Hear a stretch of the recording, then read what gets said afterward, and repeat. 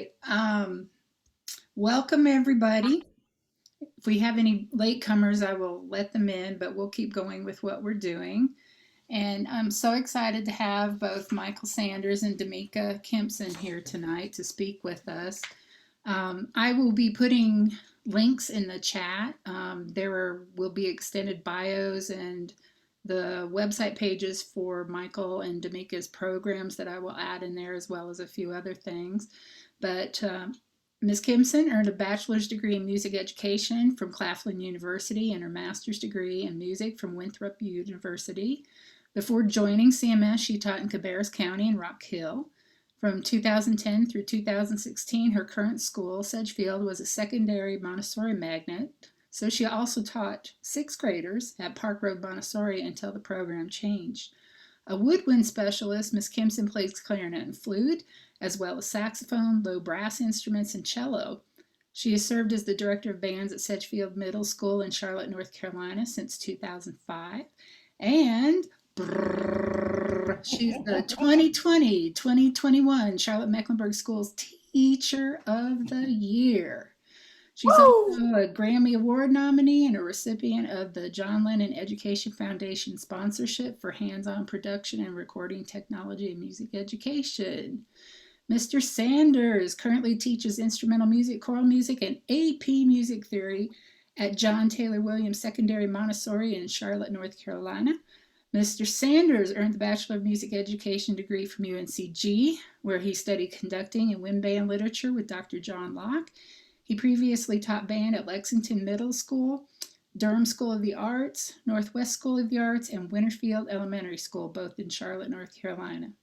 Additionally, he's a teaching artist for the Charlotte Symphony Orchestra's Project Harmony, which is a collaboration between the Charlotte Symphony Orchestra and Arts Plus.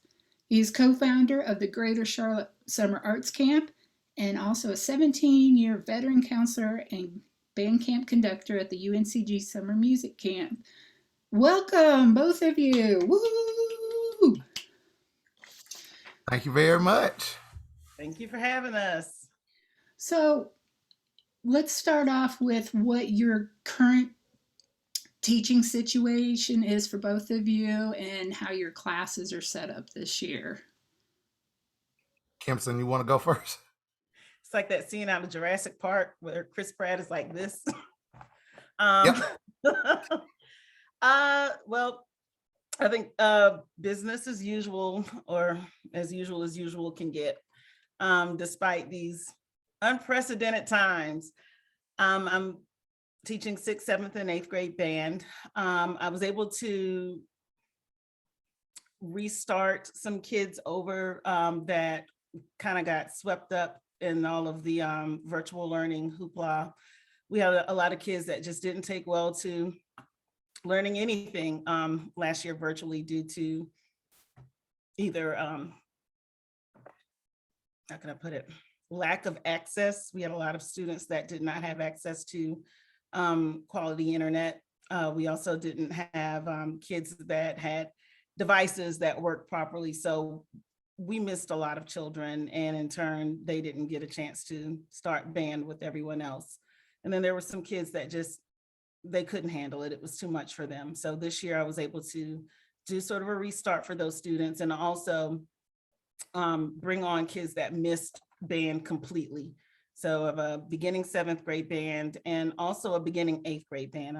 We were able to open up a section of that for students as well, because any kid that wants to learn deserves the opportunity no matter the grade level. And of course, my 2 traditional 6th grade band classes.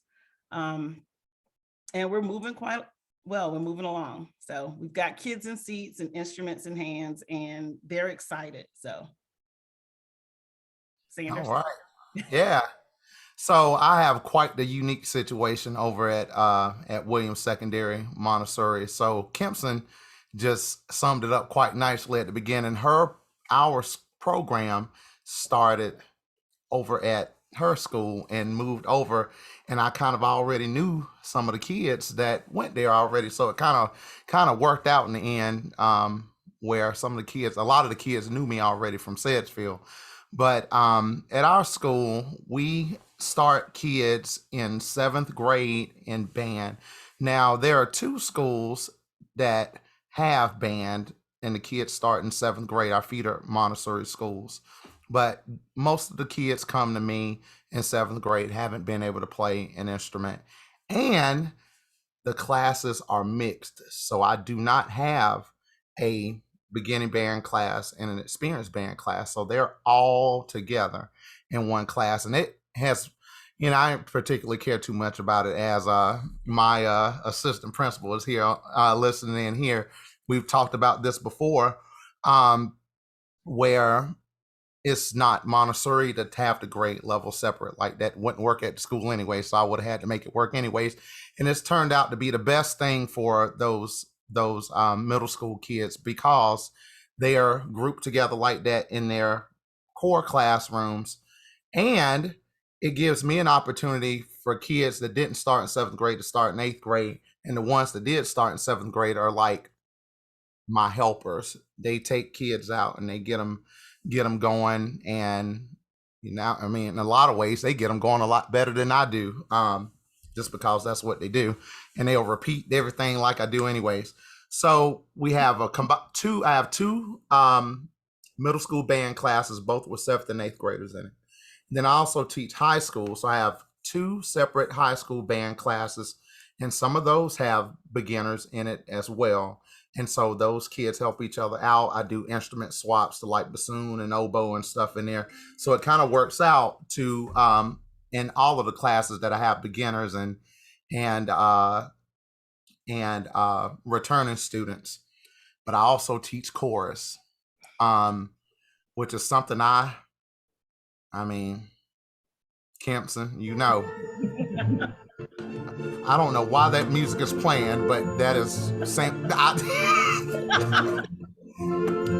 That is the second time that's happened. But I do teach chorus. I used to teach middle. Well, I guess everything is gonna ring in the background today. So I did teach middle school chorus, but the band program expanded so much that it was no room left for it. But I do still teach high school chorus, and it is amazing. It is the most fun I've ever had in chorus. Through remote learning, I was able to sit down and play piano a lot more than I ever have, and its chorus has been great. And then last year, a few kids aggravated me about teaching AP music theory, and I said, "Yeah, I'll do it. It'll be fine." And then, who knew? Right in the middle was the pandemic. Was the first year at our school where we had kids take that class, and so I got a kind of a pretty rounded program, a little bit of everything. But here is the cool part right here. I have string players, violins, and bass players in my middle school band, and they are playing right out of that band book, right along with the band kids. And I put some tape on there, and it's been amazing talking with Ruthie. You know her really well, Deb Chandler, and who used to teach with James Curry back in the day over at Hawthorne, and they used to do what was called Borchestra, with band and orchestra together. And so that's what I have going on in there. And those kids are excited. They're amazing, and it's great. Wow. I think you both kind of touched on another question we had about how your teaching has changed since March of 2020. And I think the biggest thing that would help everyone is what have been your best strategies for keeping students engaged virtually or in a hybrid situation or in person in the band room? And I'm really wanting to know how you're doing that, especially with different grade levels and beginners and experienced kids in the same class. I'm thinking you're like spinning all the plates and you got to keep them spinning. How are you doing that? Well, I'll tell you this right here. One of the best things I've ever done in the middle of this whole pandemic was get a harmony director.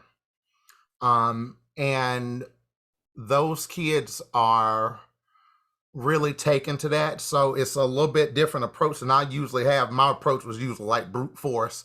And and where it's more thought out now, I've had an opportunity to really go back and think about some stuff and not just say, hey, I've got to get these kids ready for a concert. I'm more thinking like I'm preparing these kids to be well-rounded musicians. We're doing a lot of listening now, a lot more listening than we've ever done, and it's it's just totally different. And with that listening piece being so important now, that's why I'm able to get those violin kids in there, because I'm not like, don't just, I don't do tape. I'll put you one piece of tape down and you're gonna have to do the rest of it. I know that about enough about violin to be dangerous. And so but the kids are really doing well. And then in a hybrid setting, I found, and Kimpson and I really just, when I tell you that we play games with the kids, I mean we play games with the kids. And I'm not gonna go into what Kimpson does because I know she does it with the kids. Um, but I actually get my kids engaged and stuff because I play video games all the time, and the ones that I play have glorious music in it. And I get on Twitch and I stream and I let them watch me play, and we carry on there. And so through the whole pandemic, it was all about make connections with the kids, get down, get to know them better. What's going on? What do they like to do? Get them engaged somehow, no matter what. Well, Go ahead. I'm at a tiny school, and I have a decent sized band given the size of our population. I think currently we have about 545 kids in the entire school. And at our largest, I think like when Montessori was still in the building with us, we probably were pushing about 750. And that's still very modest size, student population compared to a lot of the other schools in the system.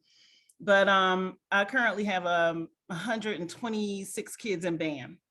And that's a sizable chunk when you look at the fact that we also have dance and we have orchestra and we have like a whole plethora of the CTE classes and Project Lead the Way classes and drama. Like we have a full elective course offering, and kids, sign up, and most of them, unless they move, and that's another story, the transiency issue, but unless they move, they stay with me the entire time that they're there. And for that, I'm grateful.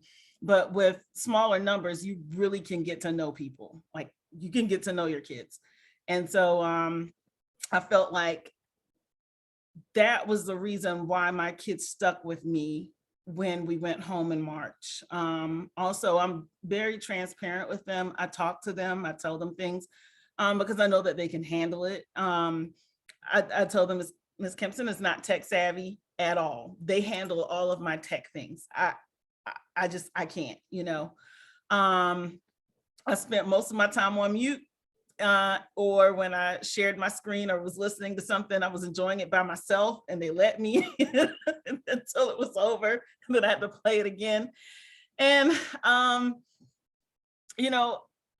we learned together what didn't work, that group of kids that stuck with me in March, especially once the district released all of the accountability of learning.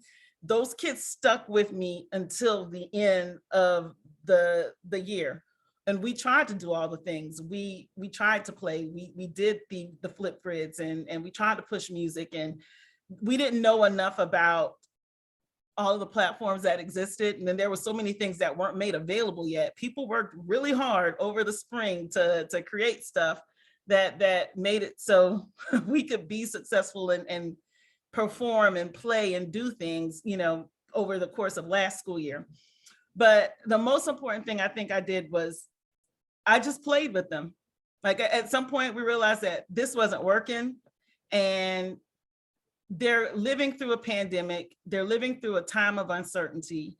If I'm afraid, and if I don't know what's going on, and it's making me feel emotional in some type of way, they're feeling it too.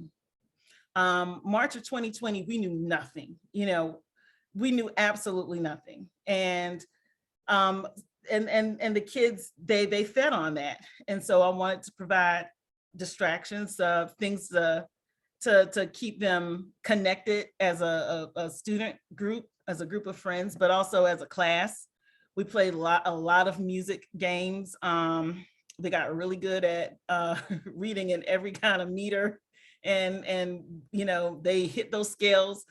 Um, I lost a lot of money because I incentivized everything that they did. I door dashed lunch to kids' houses, and we had movie nights. We played like online Pictionary. We just connected, and we laughed, and I got to know their pets. I got to meet baby sister, baby brother. We played quiz games, and I could hear dad in the background sneaking and giving the answers. And it was fun. It was fun. Like, they invited me into their homes, and I was able to invite them into my homes. And there was this level of trust that was established. And I feel like, whereas they could have chosen to not come back to me for the 2020-2021 school year, every last single kid signed back up. They all signed back up. Like, even the ones that were hesitant or weren't my strongest players, they all came back, and they did well. We, put on I'm Crazy, whatever I throw at them, they seem to rise to the occasion and can handle it. We did 2 concerts, and I told them, I said, we're going to do it as if we were together in person down in the cafetorium. 5 songs, we're rolling with it, and we'll record the best 3. But we're going to have band as best that we can, because I want them to have something. And I kept telling them, I want you to have something that when you look back on this time in life, there's not a gap, that you have something that you've created, and that you can say, this is what we accomplished. This is something I created. This is something I did with my friends during the year that we learned from the house. And like I said, that kind of rolled over into this year with those kids. They all came back, and we had fun, and we still play Among Us on Fridays. And so that's the thing that Sanders was talking about. The kids got me hooked. We would do breakout rooms. They could invite friends. A lot of times they would invite their younger siblings, and we would sit down on a Friday afternoon and just de-stress from the week and all of the things that came with virtual learning, and just played games and had a blast doing it. And I feel like they came back confident, and they came back willing to try things, because they felt that I was a safe person, and I provided a safe and comfortable environment for them to learn and interact and be creative in, and that they knew we would have fun. And that was my most important thing. We're going to have fun. So I'm picturing 20, 30 years from now, and these kids that you both have had are going to look back and realize what a wonderful experience they had despite the pandemic. And I think that's the greatest gift you've given them. It's incredible. Um, how are you balancing the needs of the students who can't afford an instrument or other materials? Maybe even with materials that you need to Zoom. How are you guys handling that? So to my detriment, a lot of times out of my pocket. Up until the redistricting and the shift of schools and who became our feeders, Sedgefield has been Title I, like heavily so, high needs. 100% of my band plays a school instrument, 100%. And in the past, it was because even if the families could afford to rent an instrument, they didn't meet the rental criteria. So either they didn't have, could not prove residency at their current address for more than 18 months, and that made them ineligible for lots of stores, or, it was the financial burden of being able to do it. And I knew that, when I got to Sedgefield, I knew that. I still have the notepad with with Miss Blaine's handwriting on it, Miss Bain's handwriting on it, and Ann Ward's handwriting on it, of the list of school instruments. And I keep that to remind myself and to show people just how far we've come, to be able to say that we've got more than 20 instruments in our inventory, that I can give kids an option, and they can have a choice of something to play and it be a quality instrument, and that it's not a financial burden to their families. And sometimes that means I come out of my pockets. I go to pawn shops, I buy online. But it also gave me the unique challenge of getting out into the community and making connections with churches, with businesses, and finding people who would help support the program. Because I mean, who doesn't like music? You know, who doesn't? And who doesn't have a memory, a band memory? Even if they weren't in band, everyone remembers at least their high school marching band, or they remember their friends that played an instrument or were in band. And there's never been anything negative to the experience of band. So a lot of people have just been super helpful. And you write those grants, you do what you can, and and you build your arsenal, you build your inventory of instruments, and you let the kids play. So for me, it's been like I had no choice, because if I didn't, we wouldn't have a program, and we would be like some of the other Title I schools in the district that have not, stood the test of time of being able to survive. So first that, so we give them what they need, and then we fundraise. So I teach the kids how to. I don't do a lot of the fundraisers where we partner with the company, because I believe that if we're going to work hard, we should keep 100% of the profits. And so we've gotten quite creative with some of the fundraisers that we do, that allows us to raise a decent amount of money, where we're not a burden on the school district's small good fund or the repair fund. Because like I said, we just did not have the means. I was told by administration that there wasn't anything for me to have. Like I get from my school a case of paper, and that's it. That's all. So any music I purchase, or any new equipment or new instruments I purchase, it is coming solely from the band, but like from what we fundraise ourselves, our account. I've tried boosters or establishing them, but again, our parents either don't have the time to commit or the means to assemble. So yeah, it never really took off. So you do a lot of it yourself, and I'm glad that I can give kids that experience. So, Sanders. I was gonna say, this is the first school that I've ever taught at that is not Title One, and so this is really a different experience for me. So we can actually spend money on on other things that would supplement the program, whereas somebody like Kimpson was back in the day was having to foot the bill, because I know exactly how to done.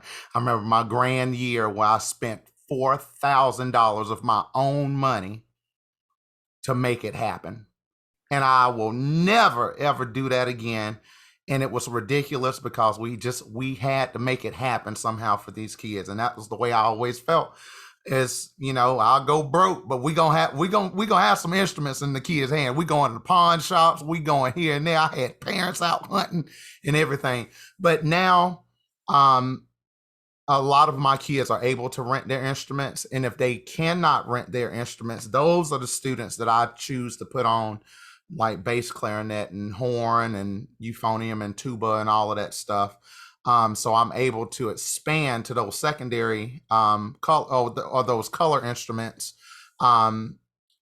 quite easily at Williams because of that. Now we don't have a lot of those instruments at the school, so I have to go and borrow them from other folks like Kimpson and Witt, driving around in thunderstorms and everything, picking up instruments behind schools and like a back alley. But that's what we do to make it happen for these kids. And I mean, I always felt that's the way.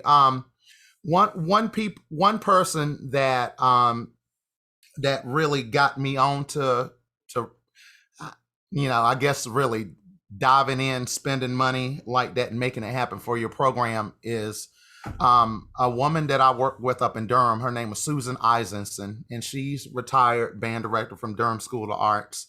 And a lot of the things that I saw her do and the sacrifices that I saw her make were amazing. She was a band director she taught in Texas and Houston before she came to North Carolina, and she retired here in North Carolina. And the way we would go out and get instruments for these kids was crazy, because it was really we had three full-time directors. So we were all going out buying instruments, where we had 500 at the max. We had 583 kids just in the band at Durham School of Arts.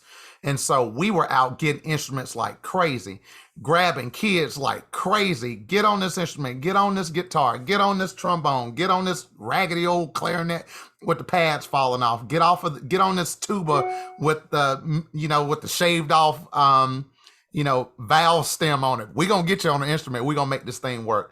And so I'm just like Kimpson, all about trying to get instruments in these kids' hands and giving them opportunities that they would not normally have had. Yeah, I'm lucky in that I don't have children of my own, so I have a little flexibility and freedom to be able to spend and give into my own program. In fact, like, I teach private lessons, and most of my money from my private lessons my studio goes right back into my program.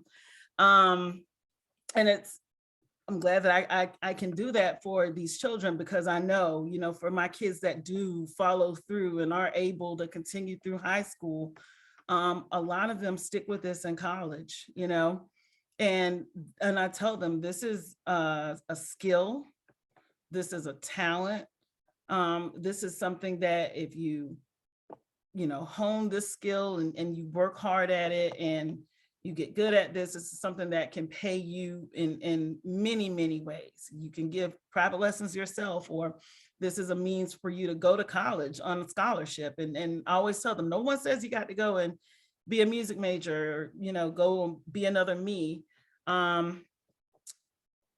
Schools, band programs, they need quality musicians, because they need someone for their music majors to make music with. So they need you, they need your skill, they need your talent. And I try to encourage them to continue on. And also I tell them, for a lot of them, this is the way that you get to see the world. You get to experience things and go places and do things that you would not ordinarily be able to, and with a group of people that you've cultivated a bond with. And that is just an indescribable feeling, and for a lot of them, they've continued on and they have enjoyed that.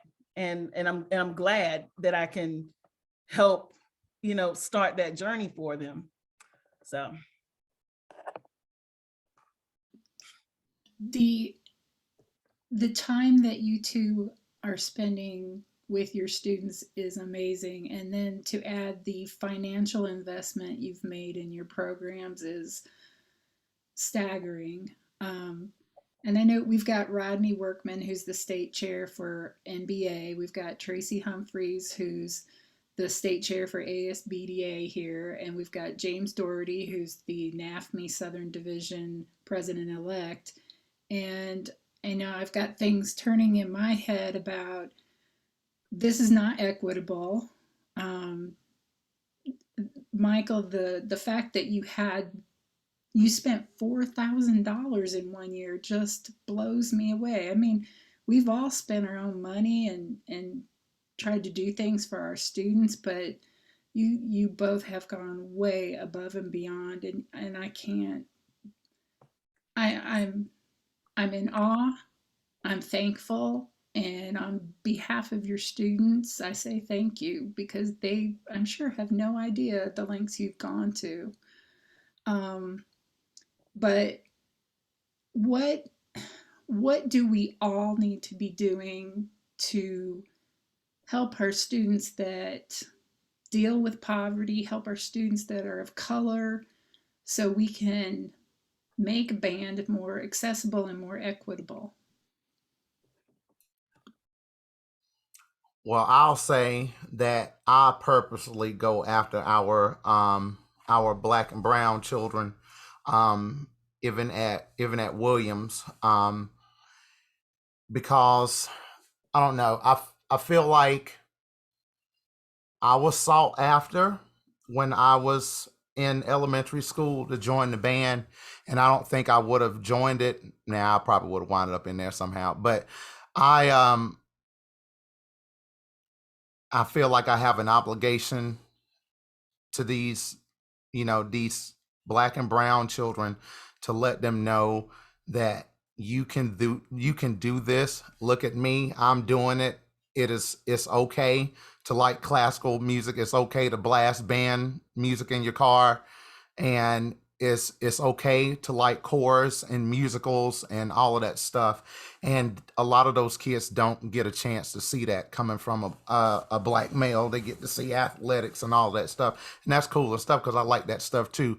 But they don't get to see us doing that. So I purposely go after my black and brown kids, even at Williams. When I do camps, that's the reason why I started my own camp, is so I can get kids of color, my black and brown children, into music. I don't care if you sing, if you dance or act or draw or whatever. I need you to be doing some kind of artistic thing, something creative to get your mind right, so to speak. um and so that's a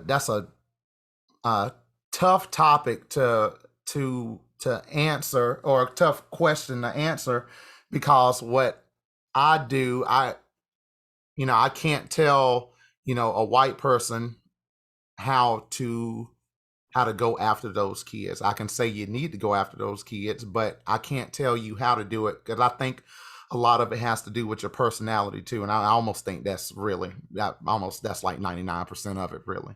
And but I will tell you that is what I do. And I know at our school I have just about every single Hispanic and black child in band. We got a sprinkle of them over at my school, but I have about all of them in there. And if they're not in there, they know I'm coming for them. They know I'm coming for them. So, and the one, won't get you in seventh grade, but I get you in eighth grade.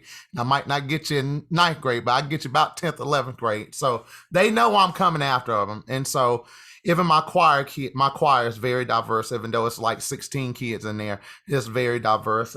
And they do well. They talk to each other, and I think it just makes for just a lot more ridiculous environment. Like, I don't know. I just always felt like if you had just one group of people in your groups, it's got to be boring, because everybody brings a little bit of crazy to the band or to your music classes, and that's just what I do. Kimpson, what you got? Well, like we were talking about earlier, my programs are, even though I'm in a Title I situation, my school does not necessarily reflect my ethnicity. We have been predominantly Hispanic for at least about a good 10 years in that building. And that has been literally the makeup of my program. So I've always, as a Black person, I've had to chase down the Black kids, but I also chase down the white kids too, because they've been the minority in the building, So I look at it as first recognizing that these people, you need these kids, and honestly, you need every kid in band. And my principal knows that's how I start off anytime you put me in front of parents, I'm like, all of the children need to be in the band, the end, every last single one of them, the kids, the students with disabilities, the L children, your honors kids, every last single child needs to be in band. In fact, band needs to be an everyday elective, and it needs to be the longest class. Band, band, band, the end. So you have to show that you want every kid, and you just have to go after every kid. Even some of the ones that are a little rough around the edges, honestly, mostly the ones that are a little rough around the edges, they need something, and they want something to cling to. And a lot of times those be the ones that'll work the hardest for you, be the most dedicated, show up to everything, and you and your program will be better for them. Like I just see that there's a need for the diversity, and then do everything that you can to get them in your program. And sometimes it's not the financial thing. A lot of times we do have upwardly mobile in Black children and Hispanic kids, and I have some of them in my school. But if they don't feel like they belong or can make a connection, then they won't go after it, or be a part of it. Like, no one's going to go into a situation where they feel uncomfortable and then have to repeatedly go back to that environment every single day or every other day. Like, why would you? So, I mean, as an adult, you wouldn't. So why would you expect a kid who already has to deal with all of the normal teenage angsty things? Why would they put themselves in that environment? So you have to prove that you are, a safe and accepting adult, and that you are a likable person, and that they should want to be with you. And that's honestly every child. Like, my introduction, when I walk into, well, I already have half of sixth graders convinced that my name is Oprah. The ones that are not in band, they think, so yeah, I walk in with a strong, wild, crazy, fun personality, because that's who I am. I want them to know that I love my subject, and that nobody comes to school and teaches this thing every day, every year, and not like it. Like, I want you to know that I enjoy my subject, and I enjoy being in my room with my students so much that you need to come join the party. You need to come be a part of the fun. And I think it's that spirit that gets the kids like revved up and ready to go. Even the ones that are on the fence, that didn't think, that this is something that they could do or that they can't be good at.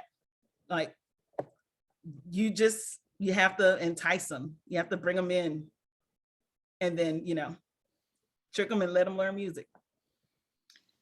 I'm sitting here thinking, it sounds, I mean, I'm like, I want to come to class tomorrow.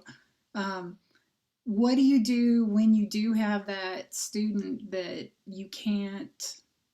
they don't feel safe, or you can't reach them? What do you have an example, or what are your strategies for dealing with that?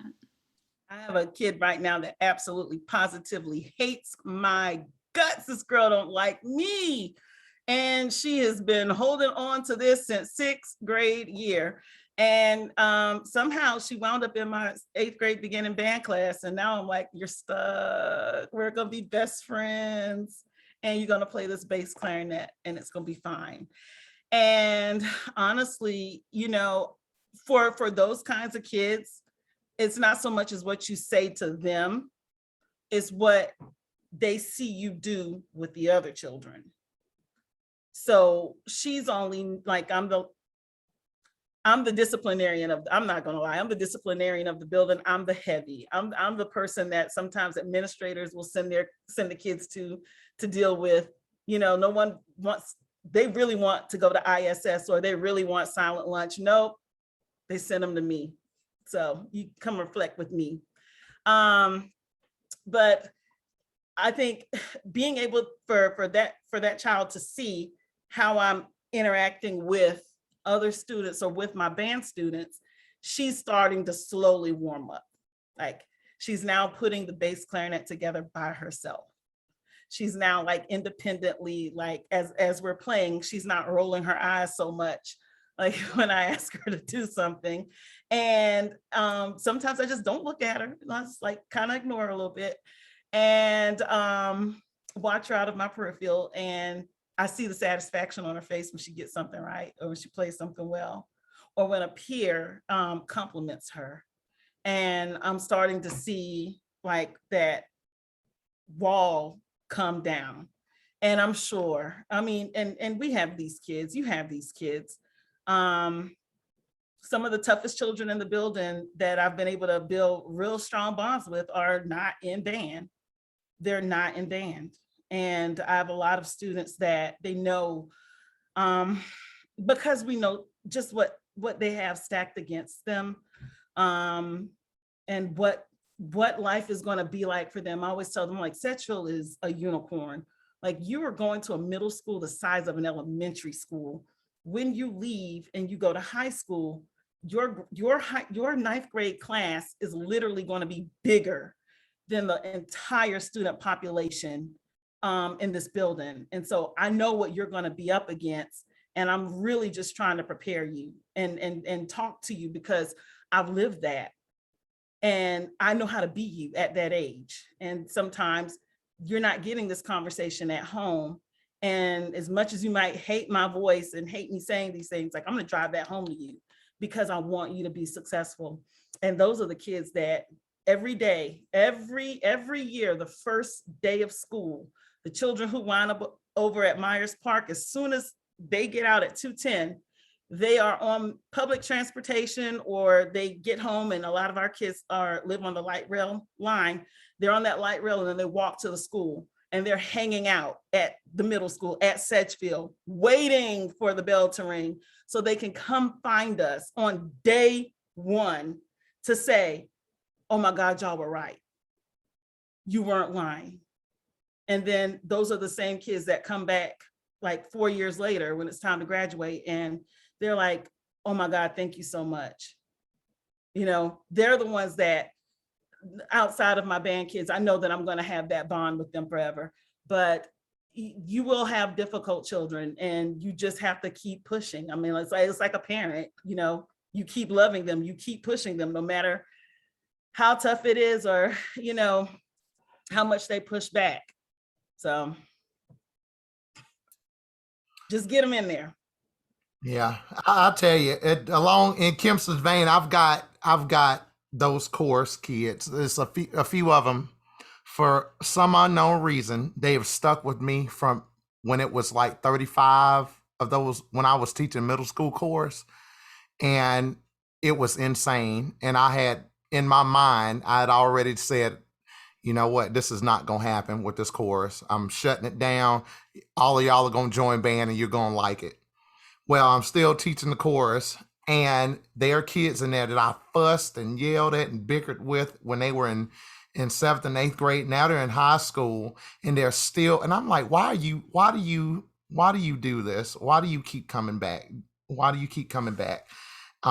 It's a chorus. Why don't you just join band? Don't you know I like teaching band better than chorus? And they say, but the reason I stuck with it, Mr. Michael, is because I saw you, it's coming from one kid in particular. I saw you get better at singing and playing the piano and teaching us. So I wanted to stick around and see what it was going to really be like. And that made me tear up. And I'm getting choked up right now because that little group of chorus kids, they're singing 4-part harmony right now on solfege right now, which is something I didn't even think that I'd even had in me to even, I didn't even know where to start with that stuff. And really with that chorus class, that class is special to me, even more so than my band kids, because they stuck it out and we are growing together. Even though it was just I just didn't look forward to that class. I hated it. But the fact that they stuck around through the rants and the lectures and all of this stuff, I'd rather lecture than teach them how to sing. But they stuck around because they saw me starting to care about it.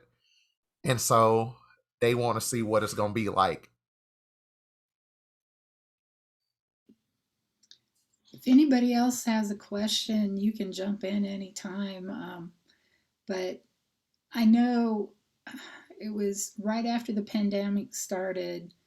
Um, I attended a couple sessions, and one was Black composers and conductors, and the other was Black female uh, brass players.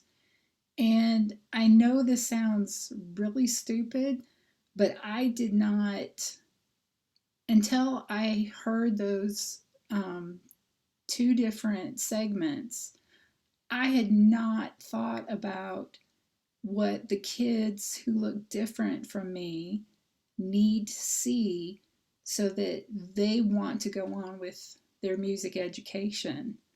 Um, and so now it's, I'm learning about composers, conductors, musicians, and these people are coming out of the woodwork now, and it's amazing what I've been learning, and I wish I had my band students to share it with, because I feel like there's this whole, my music history is very incomplete, and I'm trying to find ways to incorporate all that. And one of the things I heard was kids need to see people that look like themselves. And what are some of the ways you promote that in your classroom? Well, I'll say, we have the same experience. We ourselves have to be exposed to it because it's not a part of the canon of what's taught to us. So the same, course of study that you had, we have as well. And it is, it's doing the work. It's digging and finding the repertoire. It's finding the composers. It's finding the performers. It's going through all of the great, I love that there's this wealth of like topics that are being shared on all of the band director Facebook groups, because I'm right there bookmarking along with everybody else, because I also need to be exposed and share those things. And it's everyone, like everyone needs to see everything. I mean, even, I make my I have one male trumpet player who just thinks he's hot stuff, as most trumpet players do. No offense to trumpet players.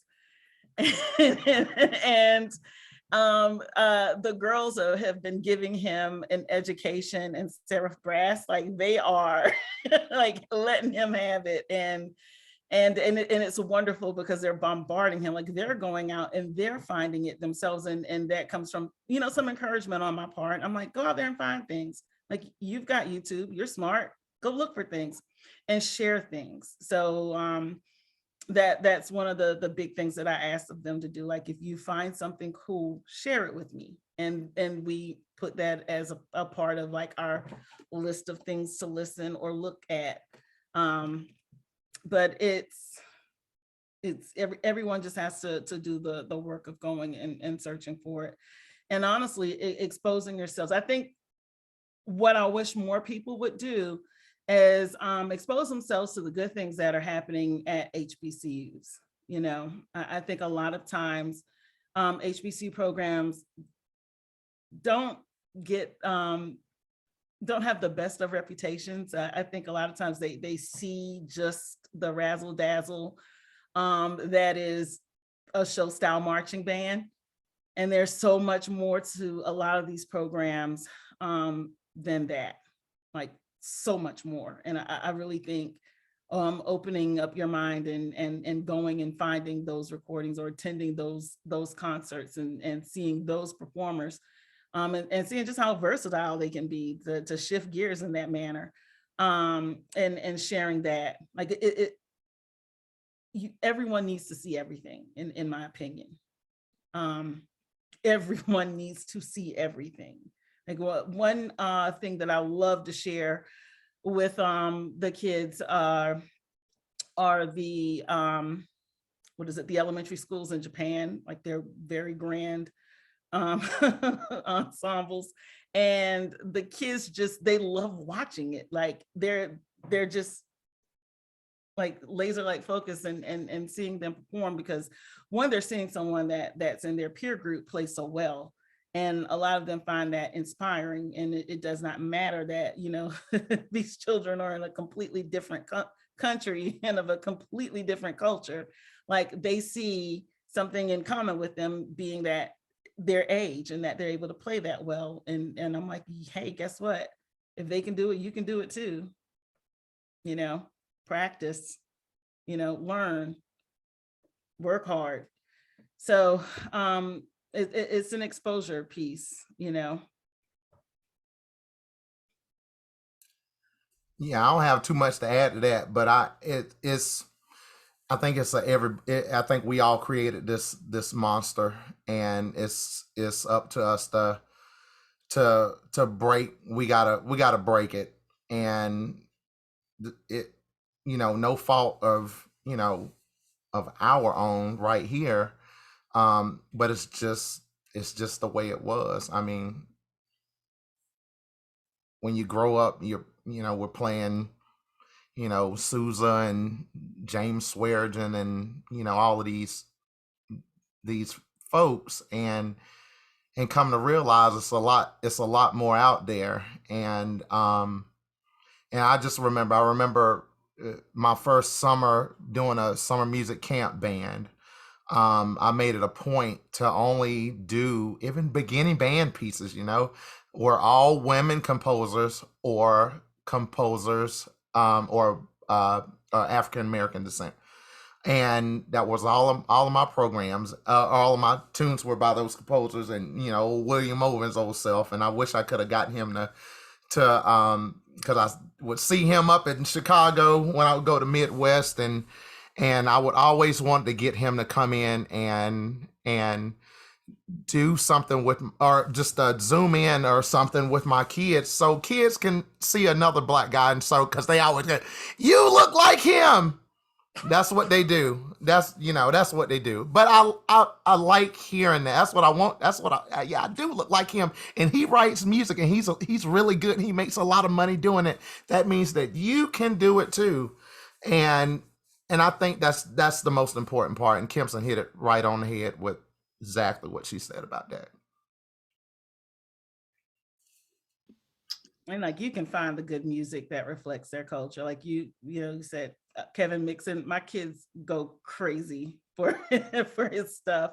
But I mean but just in general, like you can find the things that that they identify with. Like I Sanders knows I love a good Spanish march like no other. And like I try to incorporate something every single concert, because I love it so much, but also because I know that it is a reflection of the population of kids that I teach, and also the ones that I don't teach. Like they get it in their ear and they like it just as much, and it's wonderful, because music is this beautiful exchange of cultures anyways. It's we're constantly like just sharing and taking and enjoying and immersing ourselves in different cultures through sound. So why not, play Kimpson's all not the lying things for all about the people. Yeah, Kimpson's not lying about Spanish marches. Anytime I've done Amparita Roca, she's right there. I'm about to come play with your kids. get to my clarinet. I'm coming to play some Amparita Roca. So yeah. That's awesome. We have a couple minutes left, and I want to make sure if anybody else wanted to ask a question, please do. It's okay for you to talk. So if anybody else has anything, please chime in.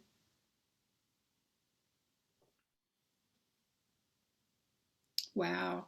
I never I've heard. got a question for this group. Yeah. I really enjoyed hearing the conversation tonight and learning from both of you. And I, I'm just wondering, as all of us have been dealing with the highs and lows of the past year and a half to 2 years, what's the biggest frustration you have right now personally? And I mean, if you care to share, and then what's the thing that makes you the happiest right now?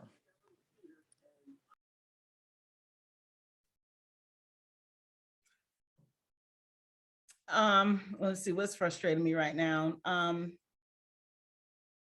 The I'm tired of the pandemic. I want this thing to be over so bad because it is making doing this work a whole just lot tougher than what it normally is. I feel like I am scrambling most days. I'm spinning plates and I'm trying to keep, like just trying to keep them all going at the same time. And it's a lot. And dealing with teachers being out and having to cover classes, um, is super stressful. So I'm super frustrated that we are at a point where we are in education that we can't even get subs, that we are not being relieved of duties, that there are things that are just being added to the plate, that it's keeping everyone, not just our world, it's keeping everybody from teaching and doing their jobs to the fullest. It's too much. The thing that I'm happiest about is that we're in the building with kids, no matter what. I did not want to do another year virtual.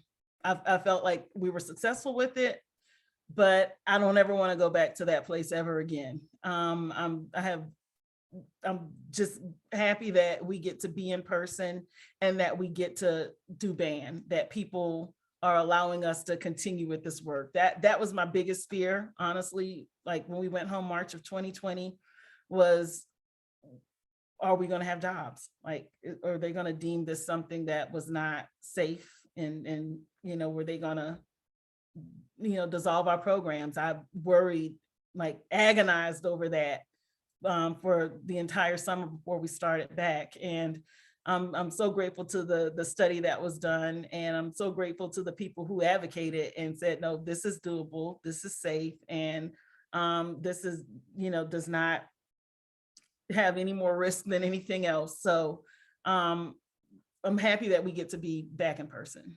I'm just over the pandemic. Really just want to focus on my content and not somebody else's.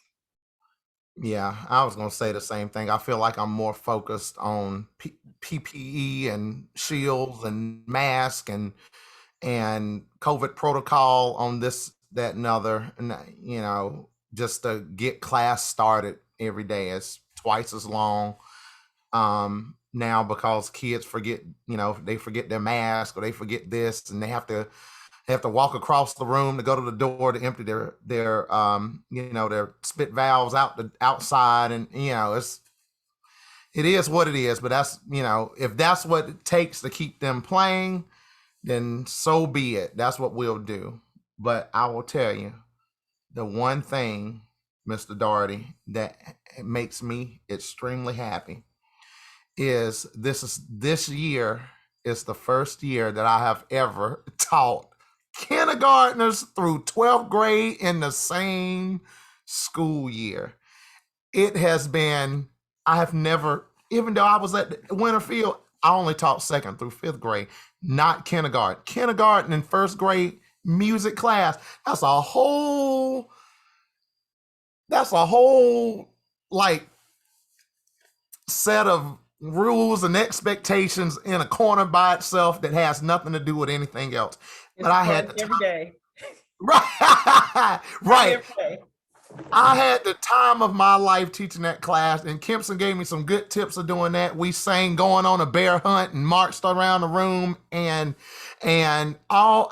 just listening to the Wizard of Oz by Pentatonics, and watch the kids' eyes just light up. Those little kindergartners, and a lot of those kids will eventually be coming to me anyways, and so that really made me happy this summer that I finally got a chance to teach some kindergartners and 1st graders, because I never got a chance to do it. And they are just they're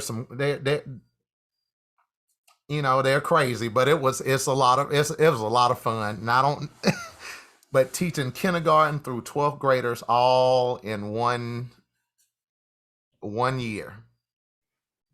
You know, I'm going to add to a thing about the roughness, and I mentioned it before this all started. It's having to wrap our minds around where these kids are socially right now. So I mentioned to Michael and Ruth that, you know, when I sat down and thought about it, my sixth graders, the last time they were in school for an entire in-person school year was their third grade year. That they did fourth grade, and last year as they went home half of fourth grade, so they did not do that last quarter, and then fifth grade they were either virtual or hybrid.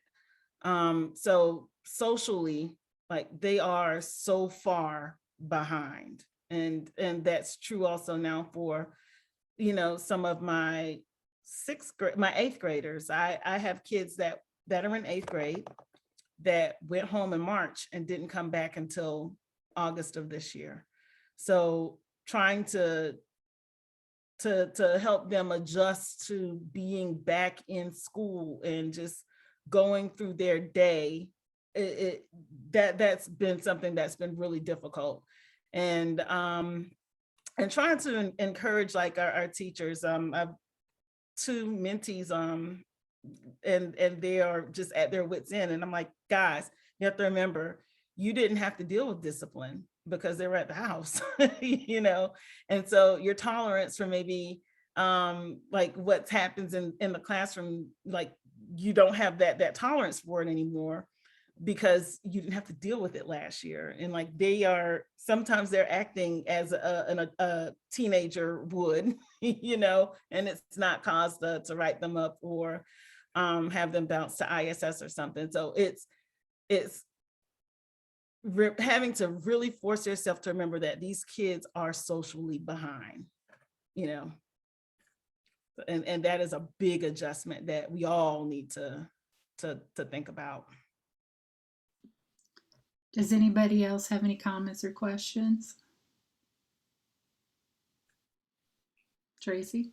Although it's kind of awkward to follow, that seemed like a good ending point there. But hey, Michael, if you don't want to deal with the protocols anymore, you can come to my county. Anything No, goes. Anyway. No, thank you. No, I don't like. You know, no. Y'all can keep that down there. It's been interesting. So I teach at a Title I school also, and I think one of my biggest challenges is with parent involvement.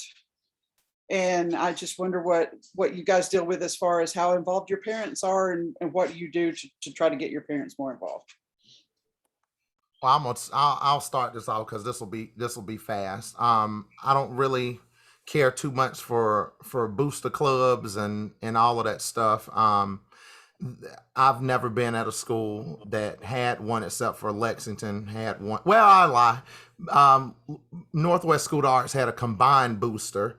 And it was okay, but it was more of like a place for parents to go and complain and carry on, and yeah, they raised some money and all of that stuff. But I feel like I can make more connection with the kid. If I can make a good connection with the kid, then they'll go home and tell their parents, hey, Mr. Michael's a fun guy, and you should buy some fruit or whatever. And that's the way, that's the way I deal with parents. I do call them and let them know what's going on.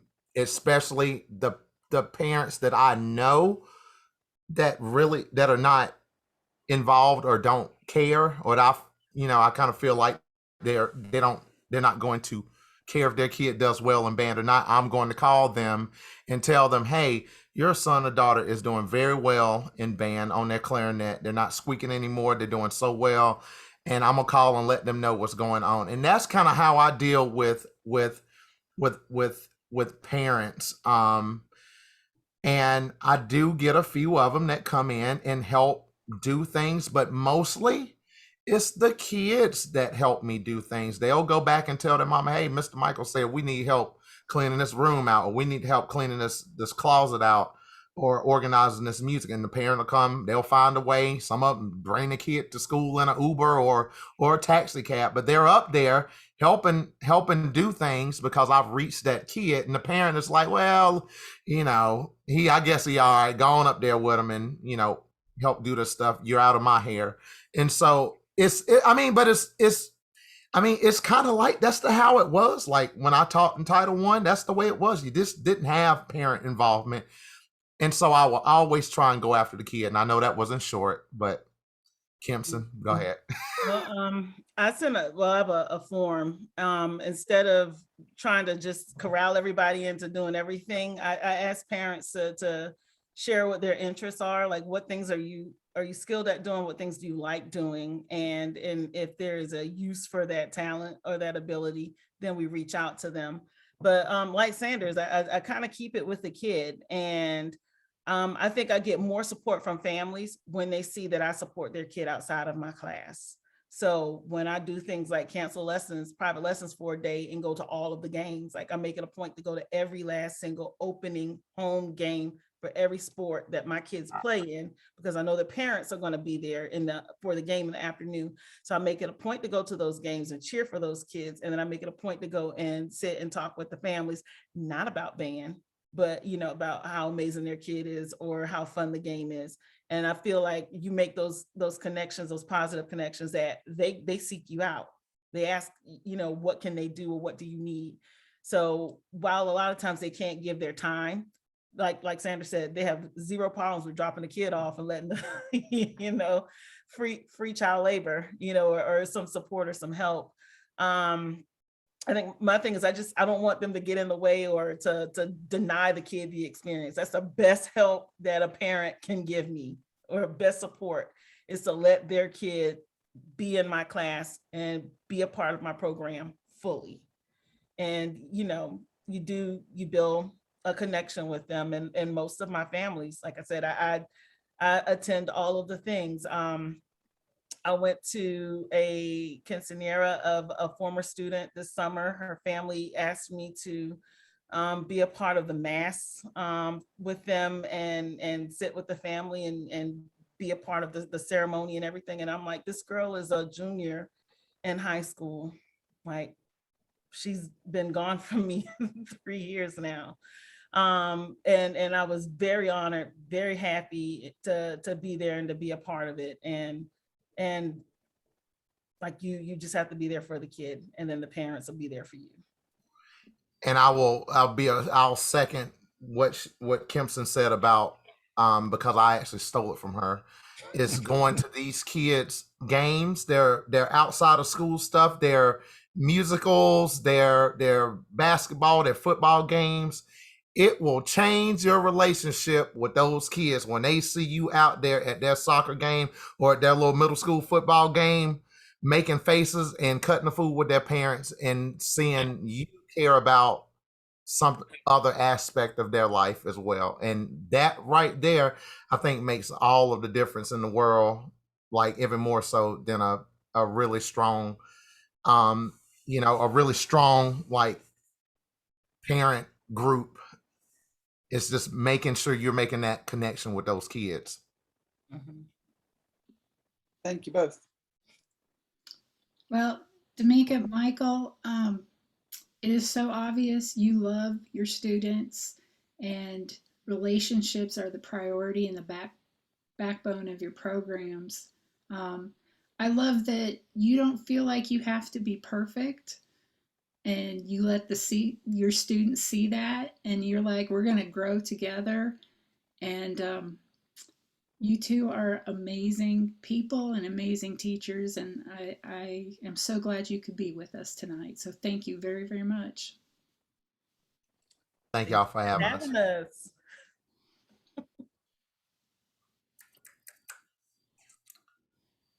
All right. Thank you, Hey, everybody.